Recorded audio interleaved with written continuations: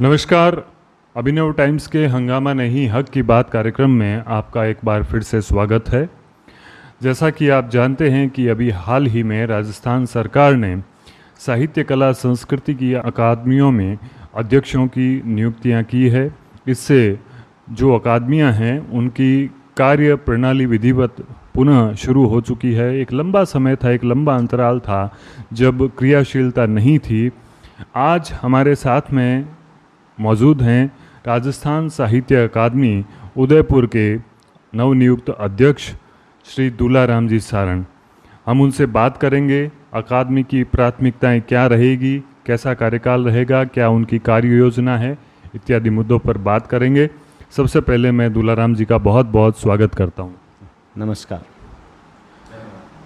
दूलाराम जी बहुत लंबे समय से 2-2.5 दशकों से साहित्य में, राजस्थानी साहित्य में, हिंदी साहित्य में निरंतर काम कर रहे हैं और बहुत ही सक्रिय युवा के रूप में जाने जाते हैं। और इस बार भी उन्होंने बहुत ही तीव्र गति से, बहुत ही सक्रियता से काम करना आरंभ कर दिया है। तो सबसे पहले मैं जानना चाहूँगा कि आपकी अध्यक्ष के रूप में क्या क्या प्राथमिकताएं रहेंगी।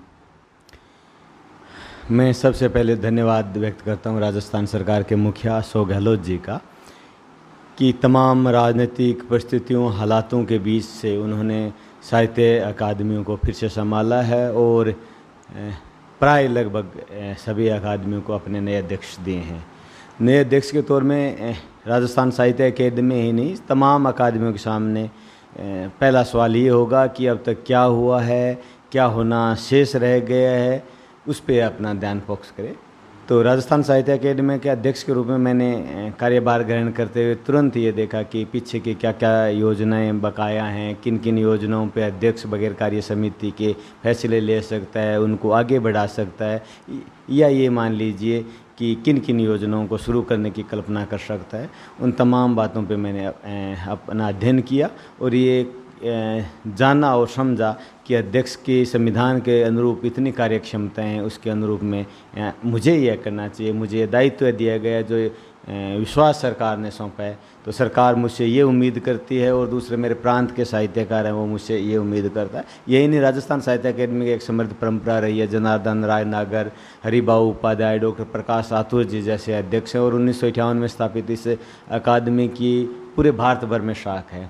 तो ये मेरे लिए गौरव का विषय नहीं है, ये मैं तो कहता हूँ कि साहस है माननीय मुख्यमंत्री का। यूँ कहिए कि हम आपस में बात युवा कर रहे हैं तो साहस नहीं, युवाओं को एक दायित्व सौंपना दुस्साहस भी है। तो उस दुस्साहस के कारण हमारे मुखिया के प्रति बहुत सी दायित्व बनता है। हमारा फर्ज भी होता है कि जो उम्मीदें उनसे युवाओं से लगाई है, उन उम्मीदों को हम अनुभव के साथ जोड़ते हुए अकादमियों को और आगे ले जाएं और जो एक समृद्ध परंपरा है उनसे भी आगे हम ऊंचाइयां सौंपें। जी। एक बयान में एक जगह आपको भाषण देते हुए मैंने सुना था कि अकादमी ने जो जो पुरानी योजनाएं या पुरस्कार बंद कर दिए हैं, आप उनको फिर से पुनर्विचार करके शुरू करेंगे। इस बारे में आप क्या? दरअसल साहित्य अकादमियों के दो स्वरूप होते हैं।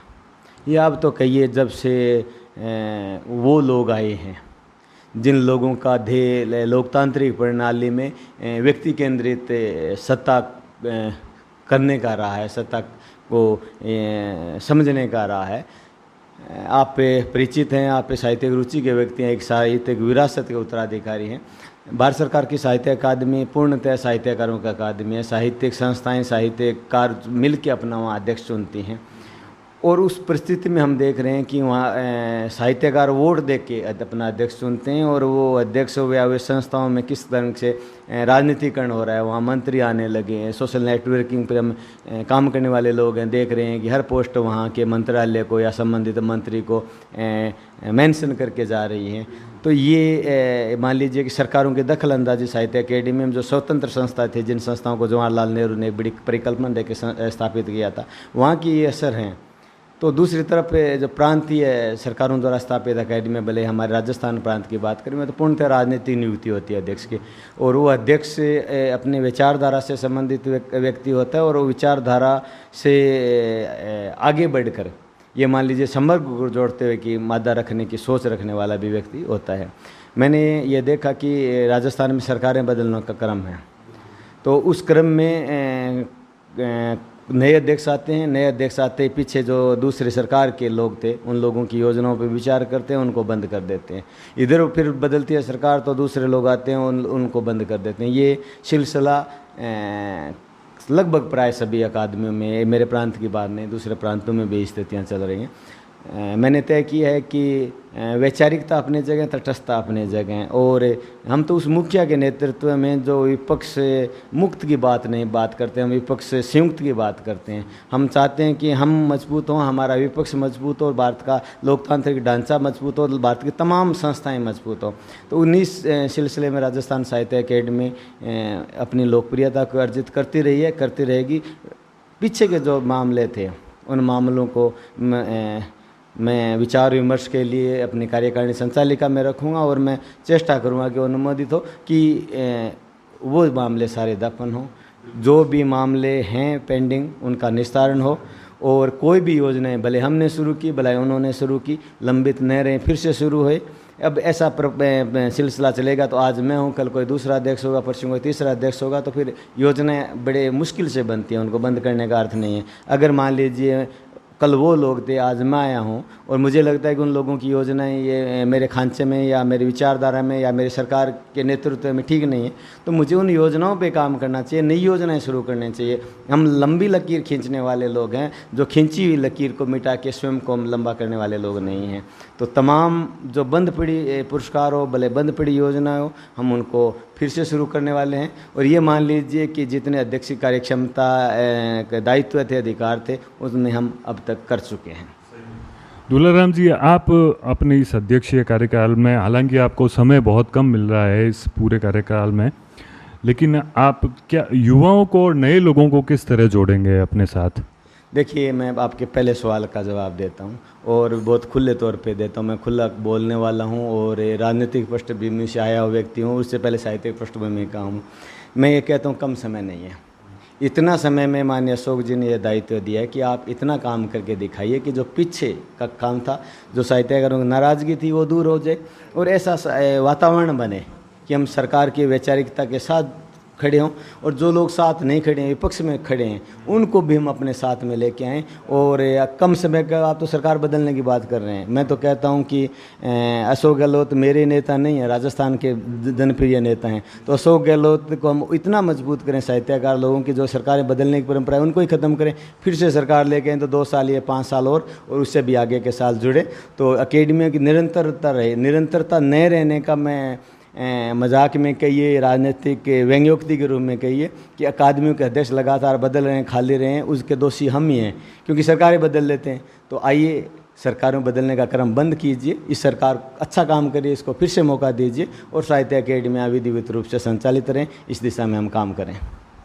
बहुत अच्छी बात कही दुलाराम जी ने कि सरकारें बदलने का दौर बंद करें, और जो अच्छी सरकार काम कर रही है उसे निरंतर रखें, आगे रखें, ताकि ये सारी अकादमियाँ और बोर्ड आयोग जो भी हैं, वो अध्यक्ष जो ऊर्जा से कार्य कर रहे हैं उनको आगे निरंतर अपनी कार्यक्षमता दिखाने का मौका मिले। बशर्ते अगर सरकारें गलत काम नहीं कर रही हैं तो गलत काम करें, लोकतंत्र का अधिकार है, बदलिए आप। लेकिन जो अच्छा काम कर रहे हैं तो उन अच्छे काम को आप किसी ब्रेन वॉश, किसी प्रबंधन के तहत, भले वो आप लोगों का मीडिया मैनेजमेंट हो या 2 चीज़ें जो हम देश में देख रहे हैं, तोड़ की राजनीति करने का दौर हो, धर्म जाति संप्रदाय के नाम पे काम करने का लोग हो, ये हमारी भारत के लोकतंत्र की व्यवस्था के अच्छे उदाहरण नहीं है। हम सर्वधर्म संभाव, सांप्रदायिक सौहार्द के आदमी हैं, पक्ष और विपक्ष तमाम के सम्मान करने वाले हम लोग हैं, और हम अंतिम पंक्ति तक पहुंचने का मुख्य का जो ध्येय है, गांधी जी के आदर्शों को लेकर चल रहा है कि अंतिम पंक्ति में जो खड़ा है उसको लेकर मैं कल्याणकारी योजनाएं बना रहा हूं। आप कल्पना नहीं कर सकते, साहित्य के क्षेत्र में तो कितनी उदारता के साथ उन्होंने बनाए,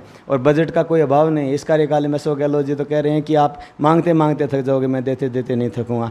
तो ऐसा मुख्य, और किन्हीं फोकस कर लीजिए आप चिकित्सा के मामले में आप फोकस कर लीजिए।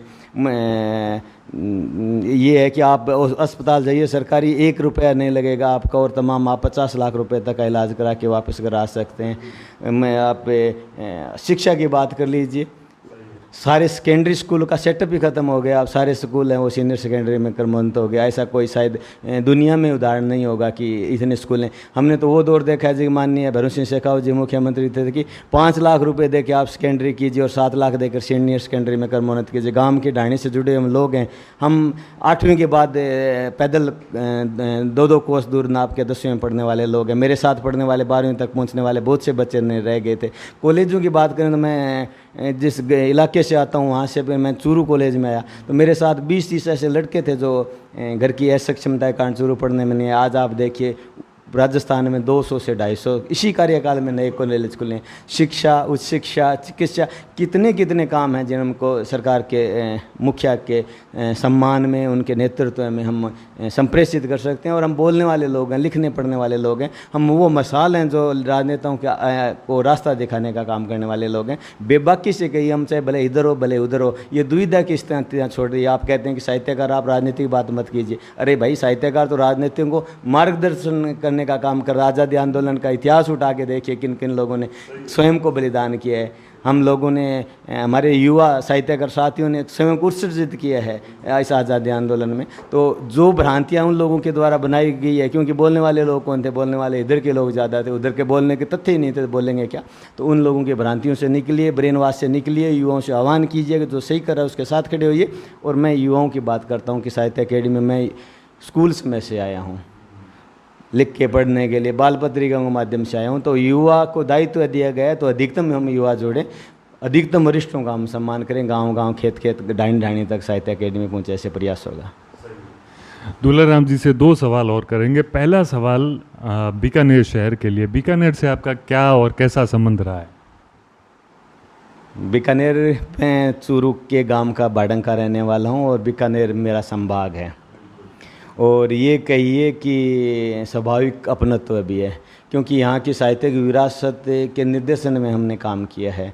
और ये मान लिया कि बीए के दौर में हम यहाँ के युवा शिविरों के भागीदार रह के, युवा साहित्यकार सम्मेलनों के भागीदार रह के आगे बढ़ने वाले लोग हैं। यहाँ के संपादकों ने, जागती जोत के संपादक ने या दूसरी पत्रिकाओं संपादक ने हमको मांझते हुए, परिमार्जित करते हुए रचनाओं के माध्यम से आगे मच दिया। बीकानेरी क्यों? ये मान लीजिए कि पूरा राजस्थान के हर क्षेत्र में ऐसा वातावरण है साहित्यिक, जिसको हमें फिर से जगाने की ज़रूरत है। और जो लोग उधर से उपेक्षित थे या इधर से उपेक्षित थे, उनको घर के जाकर आह्वान करने का दौर है कि आइए, फिर से सक्रिय होइए, अच्छा लिखिए। इस बुरे दौर में जो कहना जरूरी है वो कहिए, बेझिझक कहिए। अगर साहित्यकार ही नहीं कहेगा तो कौन कहेगा? ये देश बचाने का समय है, ये साहित्य सृजन का समय है और हम सबको अपनी आहुति से लोकतंत्र को बचाने के लिए देनी है।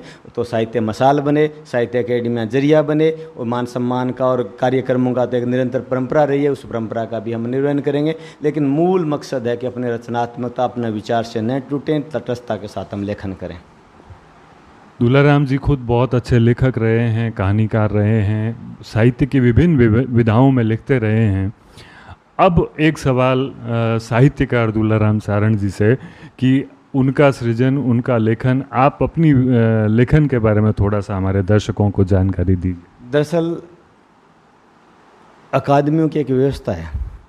मुझे उदयपुर भेजा गया, मेरे गांव से, मेरे घर से 9 घंटे का लंबा सफ़र है। तो अकादमी को अध्यक्ष बनते ही आप फिर संगठन का दायित्व आ जाता है और आप अपने लेखन से, अपने परिवेश से टूट भी जाते हैं। आपके सामने तो बहुत सारे दायित्व होते हैं, आयोजन में जानने की उम्मीद भी होती है। हर संस्था चाहती है कि अध्यक्ष भी आए और अध्यक्ष का दायित्व भी होता है कि वो अपने लोगों के पास जाए। उस दौर में लेखन कहीं न कहीं खंडित हो जाता है। तो अकेडमी ने व्यवस्था की है कि अध्यक्षीय कार्यालय जो जहाँ रहे हैं वहाँ देती है, स्टाफ दे देती है, काम करती है। वे लेखक पर निर्भर है कि क्या कुछ कर सकते हैं। चूँकि हम युवा हैं, हम सफ़र में भी पढ़ सकते हैं, सफ़र में भी लिख सकते हैं। तो मैं तो 9 घंटे के रास्ते में ये समझ लिया कि 4 घंटे आराम करने के बाद में 4-5 घंटे तो पढ़ भी सकता हूँ। तो मैं चेष्टा कर रहा हूँ कि पढ़ूँ। लिखने की स्थितियाँ कम, टेक्नोलॉजी फ्रेंडली बहुत ज़्यादा हैं। आप मोबाइल में बोलते चलिए, लिखते चले जाएगा मोबाइल आपका। आप लैपटॉप अपने गाड़ी में रखिए और आप अपना काम करते चलेंगे। तो लिखने पढ़ने का सिलसिला नहीं टूटे, ये निजी तौर पे मेरा पहला फ़र्ज़ है। अगर मूल वही है, अगर मूल ख़त्म हो गया तो बाकी चीज़ें वो कहीं कहीं नहीं ठहरने चाहिए। जो संगठनों में काम कर रहे हैं, दूसरे लोग अकादमी में काम कर रहे हैं, उनसे मेरा व्यक्तिगत भी आग्रह है कि आप भले ही किसी क्षेत्र में हो, जो आपका यहाँ आने का जो कद है उसको आप गिराइए मत और अपसर्जन को निरंतर रखिए। आप हैं दूलाराम सारण, राजस्थान साहित्य अकादमी के अध्यक्ष। हमने अकादमी की कार्यप्रणाली के बारे में, आगामी योजनाओं के बारे में इनसे चर्चा की। इन्होंने व्यस्त समय में से हमारे लिए समय निकाला। बहुत बहुत आभार करना चाहेंगे और साथ ही बहुत सारी शुभकामनाएं हृदय से कि राजस्थान साहित्य अकादमी आपके नेतृत्व में कीर्तिमान रचे और बहुत ही सफल कीर्तिमान हो। और साथ ही जैसा कि दूलाराम जी ने कहा कि जनता जो है सरकार के और अकादमी के काम को देखे और पुनः रिपीट हो। ये 5 साल तक, अगले 5 साल तक अकादमी के अध्यक्ष रहें, यही कामना करते हैं। बहुत बहुत धन्यवाद। एक अंतिम आह्वान मैं करता हूँ मेरे सुनने वालों को आपके चैनल के माध्यम से कि आइए राजस्थान साहित्य अकादमी आपके अकादमी से जुड़िए, अकादमी की वेबसाइट से योजनाओं को जानिए, सोशल नेटवर्किंग से जुड़िए, अकेडमी में आवेदन कीजिए, गांव-गांव ढांढ दूर दराज जो युवा बैठे हैं उनको आमंत्रित कीजिए। और तय है कि ये साहित्य अकेडमी का अध्यक्ष आपका है। राजनीति अपनी जगह है, साहित्य पर राजनीति को हावी नहीं होने देगा और जो ज़रूरी बातें हैं वो कहने से झिझकेगा नहीं। बगैर वैचारिक भेदभाव के युवाओं के लिए अकेडमी तैयार है। स्वागत है। बहुत बहुत आभार दूलाराम जी।